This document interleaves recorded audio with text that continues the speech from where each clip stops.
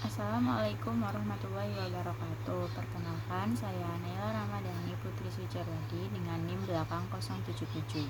Di sini saya akan menjelaskan tentang analisis pemikiran neo-Keynesian oleh John R. Hicks dalam kasus krisis keuangan global tahun 2008 sampai 2009 serta perbandingannya dengan pemikiran ekonomi klasik.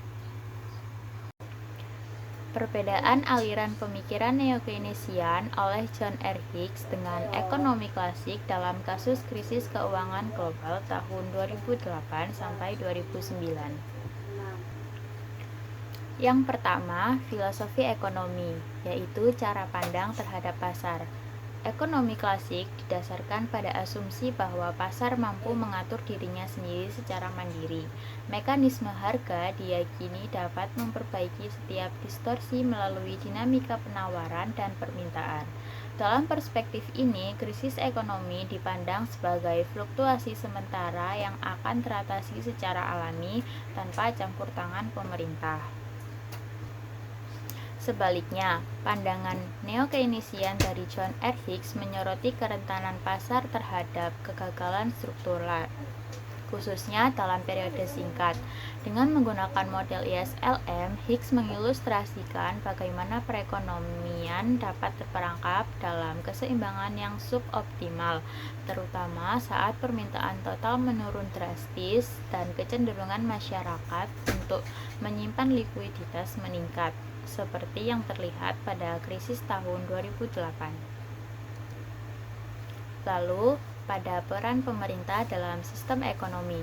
Dalam kerangka ekonomi klasik, peran pemerintah dianggap terbatas sebagai negara penjaga malam, atau disebut juga Night Watchman State, yang fokusnya semata-mata pada pemeliharaan keamanan, penegakan hukum, serta perlindungan hak kepemilikan. Intervensi pemerintah dalam kegiatan ekonomi dianggap sebagai gangguan terhadap mekanisme pasar yang bebas. Sebaliknya, Hicks menyatakan pandangan yang kontras, di mana pemerintah harus berperan sebagai agen stabilisasi ekonomi. Negara tidak sekedar bertugas menjaga ketertiban sosial, melainkan juga memiliki tanggung jawab untuk menstabilkan fluktuasi bisnis, mengatasi periode resesi, dan mencegah terjadinya pengangguran dalam skala besar. Lalu, pandangan terhadap krisis.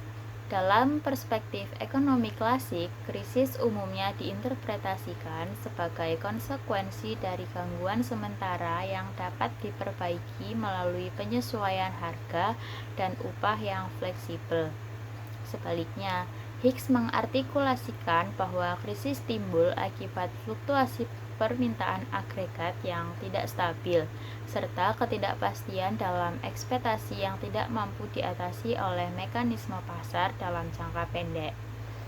Peristiwa krisis finansial 2008 menunjukkan bahwa tingkat pengangguran dan penyusutan ekonomi berlanjut dalam durasi panjang, meskipun telah terjadi penurunan signifikan pada harga dan tingkat suku bunga. Lalu yang kedua, nilai ekonomi yang diharapkan, yaitu stabilitas versus dengan kebebasan pasar.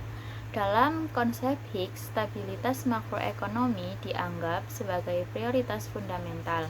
Fluktuasi ekstrim seperti resesi dan depresi dinilai sangat destruktif bagi masyarakat karena memicu pengangguran, kemiskinan, serta instabilitas sosial yang mendalam. Berbeda dengan itu, aliran ekonomi klasik menempatkan kebebasan pasar sebagai nilai inti. Ketidakstabilan ekonomi dipandang sebagai elemen inheren dalam proses penyesuaian pasar yang alami, bukan sebagai isu yang memerlukan intervensi skala besar. Lalu, pemerataan versus efisiensi murni. Hicks menyoroti signifikansi kesetaraan kesempatan ekonomi serta jaminan perlindungan sosial. Pengangguran berskala besar yang terjadi selama krisis finansial 2008 dianggap sebagai defisiensi fundamental dalam struktur ekonomi yang memerlukan perbaikan melalui intervensi kebijakan publik. Sebaliknya, Perspektif ekonomi klasik telah menitik beratkan pada efisiensi dalam alokasi sumber daya. Ketika mekanisme pasar beroperasi tanpa gangguan eksternal, hasil yang dihasilkan dipandang sebagai konsekuensi yang sah, meskipun hal tersebut dapat menimbulkan disparitas sosial.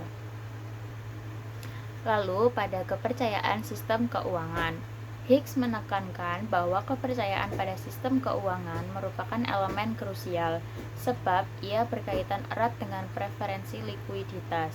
Apabila kepercayaan tersebut mengalami keruntuhan, perekonomian berisiko terperosok ke dalam liquidity trap, seperti yang dialami pada periode 2008 sampai 2009. Sebaliknya, pandangan ekonomi klasik tidak memprioritaskan dimensi psikologis dan kepercayaan sebagai variabel dominan. Mekanisme pasar diyakini akan berfungsi secara optimal melalui proses rasionalitas dan penyesuaian harga.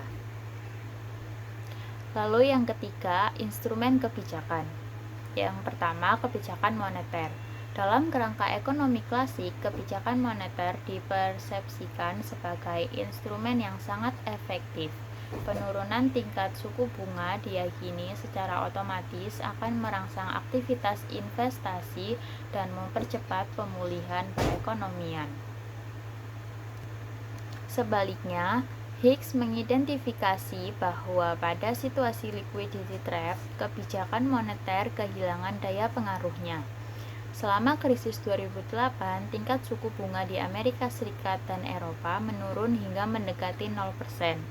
Namun, perekonomian tetap mengalami stagnasi. Yang kedua, ada kebijakan fiskal. Dalam pandangan ekonomi klasik, terdapat kecenderungan kuat untuk menentang intervensi kebijakan fiskal yang aktif, karena hal tersebut diyakini dapat memicu defisit anggaran dan mengganggu mekanisme pasar yang efisien.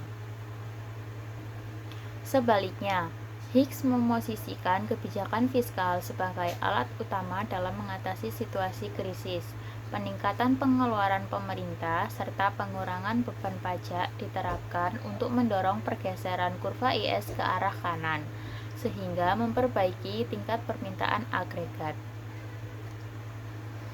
Lalu, pada regulasi keuangan, dalam kerangka pemikiran ekonomi klasik terdapat kecenderungan kuat untuk mendorong deregulasi dengan keyakinan bahwa mekanisme pasar mampu mengatur dirinya sendiri secara efisien.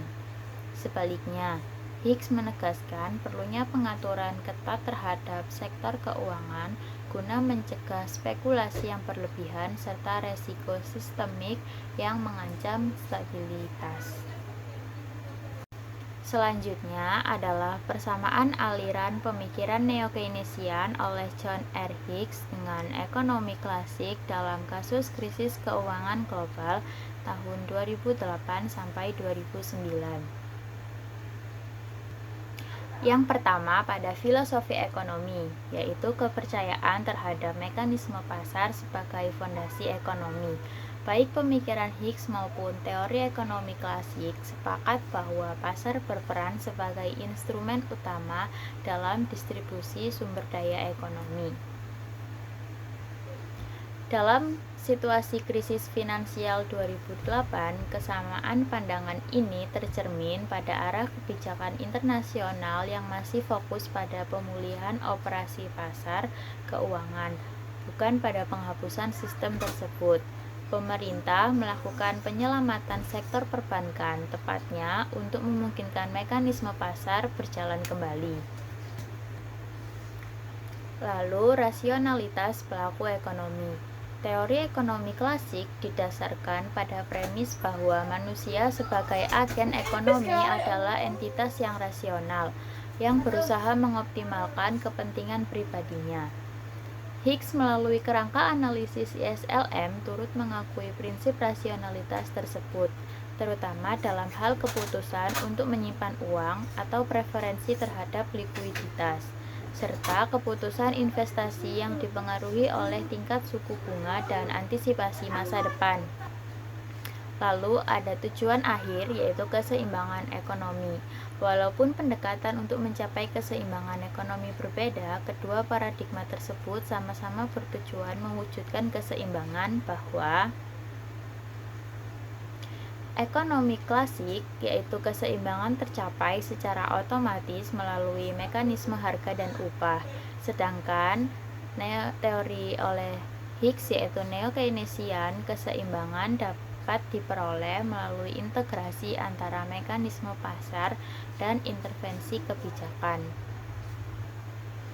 Lalu yang kedua ada nilai ekonomi yang diharapkan, yaitu stabilitas sistem ekonomi. Baik teori Higgs maupun ekonomi klasik sama-sama memprioritaskan stabilitas perekonomian sebagai sasaran fundamental, walaupun metodologi yang diterapkan berbeda. Paradigma klasik bergantung pada mekanisme stabilitas intrinsik pasar, sementara pendekatan Higgs menekankan stabilitas yang dicapai melalui intervensi kebijakan. Selama krisis finansial 2008, setiap negara berupaya keras menghindari kolaps total sistem keuangan. Hal ini mengindikasikan bahwa stabilitas dalam sistem ekonomi merupakan prinsip universal yang melampaui batasan aliran pemikiran ekonomi. Lalu, efisiensi ekonomi sebagai tujuan bersama. Efisiensi dianggap sebagai prinsip fundamental dalam kerangka ekonomi klasik. Higgs, meskipun tidak menyangkal pentingnya efisiensi, berpendapat bahwa mekanisme pasar mungkin mengalami kegagalan di tengah situasi krisis. Akibatnya, intervensi pemerintah dianggap sah untuk mengembalikan tingkat efisiensi tersebut. Program penyelamatan lembaga keuangan atau bailout serta paket stimulus fiskal pada tahun 2008 dirancang dengan tujuan utama, yakni memulihkan peran perantara keuangan, mencegah pemborosan sumber daya akibat tingginya angka pengangguran, serta menjaga kelancaran efisiensi keseluruhan sistem ekonomi. Lalu, pertumbuhan ekonomi sebagai tujuan akhir. Baik dalam kerangka ekonomi klasik maupun pandangan Higgs, terdapat kesamaan fundamental dalam aspirasi yang diusung, yakni peningkatan produksi nasional, pembentukan peluang kerja, dan kelestarian laju pertumbuhan ekonomi. Lalu yang ketiga ada instrumen kebijakan, yaitu penggunaan kebijakan moneter. Walaupun Higgs menegaskan bahwa kebijakan moneter mungkin kehilangan efektivitasnya dalam situasi perangkap likuiditas, baik aliran neo-Keynesian maupun ekonomi klasik tetap menekankan signifikansi kebijakan tersebut sebagai mekanisme utama untuk mencapai stabilitas ekonomi. Selama krisis finansial 2008, bank-bank sentral di seluruh dunia secara agresif menurunkan tingkat suku bunga dan menyuntikkan likuiditas ke dalam sistem keuangan. Langkah-langkah ini konsisten dengan perspektif ekonomi klasik mengenai perlunya stabilitas moneter, serta pandangan Higgs tentang fungsi pasar uang dalam mencapai keseimbangan dalam model ISLM. Lalu, perlindungan terhadap sistem perbankan. Aliran ekonomi klasik menegaskan signifikansi perlindungan hak kepemilikan serta kelangsungan institusi-institusi ekonomi.